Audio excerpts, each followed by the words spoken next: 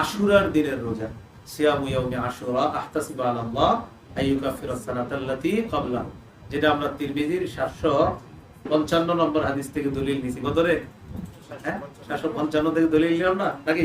এরকম লেখা 742, হ্যাঁ 755 সিয়ামু ইয়াউমি আশুরা আহতাসিবু আলাল্লাহ, মনে হয় 752 নাকি 755? দেখেন তো 752 বা 755, হ্যাঁ 52 কি 52?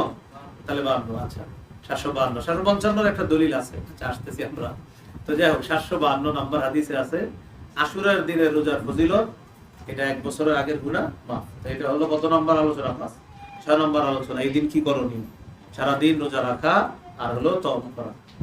এখানে আছে আপনার যে সারা দিন রোজা রাখা, এটা বুখারীর 2006 নম্বর হাদিসে আছে। আব্দুল্লাহ ইবনে আব্বাস বলেন, মা রাআইতু রাসূলুল্লাহ সাল্লাল্লাহু আলাইহি ওয়াসাল্লাম ইয়াতাহাররা সিয়ামা ইয়াওমিন ফাদ্দালাহু আলা গায়রিহি ইল্লা হাযাল ইয়াওম ইয়াওম আশুরা ওয়া হাযাল শাহরা ইয়ানি শাহরা রমাদান।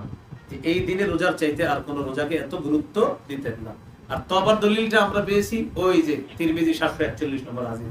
আলী রাদিয়াল্লাহু তাআলা আনহুকে এক ব্যক্তি জিজ্ঞাসা করছে, আইয়ু শাহরি তা'মুরুনি আন আসুমা বাদা শাহরি রমাদান? মনে আছে? এখানে আমরা মাসেরও দলিল নেই, আবার তওবারও দলিল নেই।